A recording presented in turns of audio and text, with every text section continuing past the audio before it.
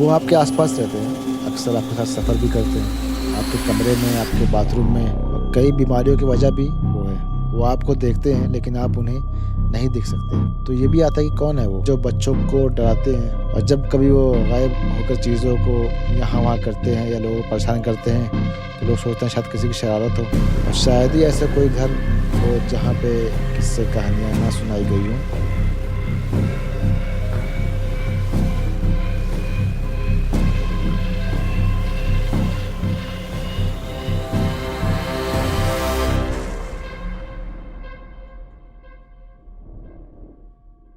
بسم اللہ الرحمن الرحیم، السلام علیکم ورحمۃ اللہ وبرکاتہ۔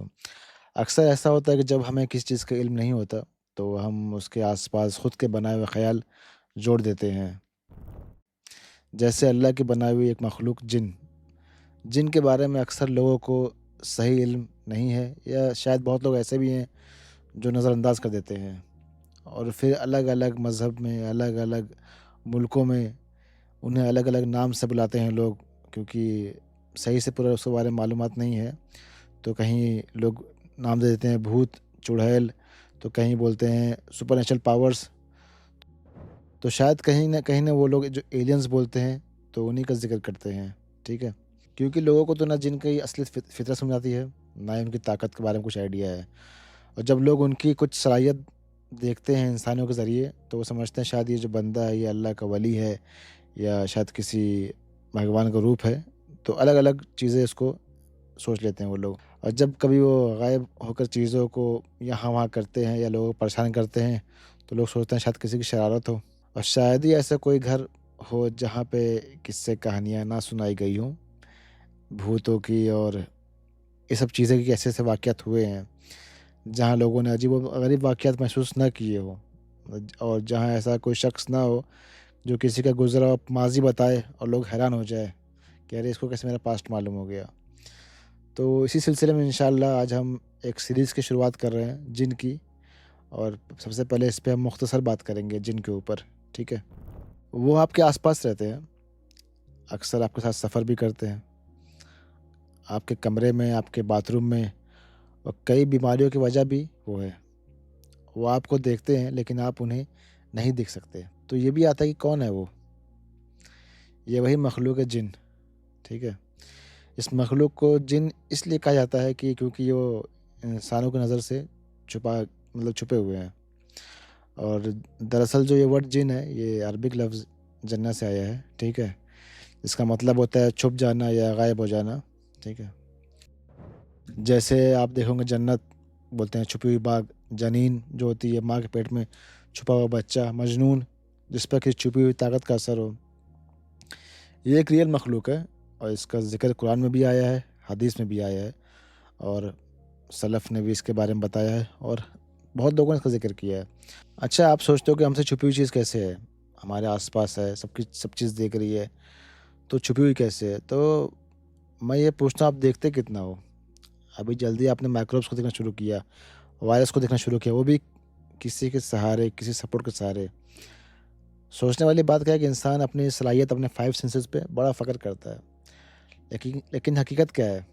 حقیقت یہ ہے کہ اس کے آس پاس جتنی ویوز ہیں، انرجی ہے، روشنی ہے، اس کا صرف وہ 0.035% دکھ سکتا ہے۔ جو ویزیبلٹی ہے وہ صرف اتنی ہی ہے۔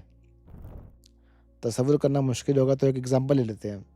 سوچو کہ آپ ایک فٹ بال گراؤنڈ میں کھڑے ہو، ٹھیک ہے؟ پورا گراؤنڈ اللہ کا بنایا ہوا میگنیٹک اسپیکٹرم ہے، اور انسان سے ایک ریت کا ذرہ دیکھ سکتا ہے، اس میں ریت کا جو ذرہ ہوتا ہے وہ دیکھ سکتا ہے، باقی سب غائب ہے لیکن وجود میں ہے۔ تو سوچ ہی نہ جانے کتنی چیزیں ایسی ہوں گی جو ہم دیکھ ہی نہیں پا رہے ہیں۔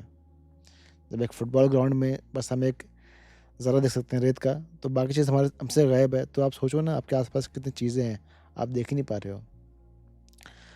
اللہ کی 3 معروف مخلوق ہے جسے ہم جانتے ہیں، انسان، ملائکہ اور جن، یعنی کہ ہم ہیں اور اینجلس اور جن جو ہیں، ٹھیک ہے؟ یہ تینوں ہر وقت ایک دوسرے کے کنیکٹڈ ہے۔ رسول اللہ صلی اللہ علیہ وسلم نے فرمایا کہ ملائکہ کو نور سے بنایا گیا ہے، جنوں کو بنا دھوئیں والی آگ سے، اور آدم کو مٹی سے پیدا کیا گیا ہے، ٹھیک ہے؟ صحیح مسلم کی حدیث ہے۔ تو اللہ نے جنوں کو پیدا کیا ایک آگ کے شعلے سے جو دھواں سے خالی تھی، لیکن وہ آگ میں سیاہی تھی، شدت بھی تھی اور وہ آگ سب سے خاص تھی۔ بہت لوگ یہ بھی سوچتے ہیں کہ جن کیا انسان سے پہلے پیدا کیے گئے یا بعد میں پیدا کیے گئے، تو یہ سوال بھی جائز ہے۔ لیکن جو اللہ سبحانہ تعالیٰ نے جن کو انسانوں سے پہلے پیدا کیا، اس کا ذکر ہے بھی سورہ ہجر میں، جس میں اللہ تعالیٰ نے کہا کہ ہم نے جنوں کو انسانوں سے پہلے پیدا کیا آگ کے لہو سے۔ اور جو ابلیس ہے وہ بھی ایک جن تھا، یہ بھی سورہ کہف میں اللہ تعالیٰ نے کہا کہ ابلیس بھی جو جنوں میں سے تھا۔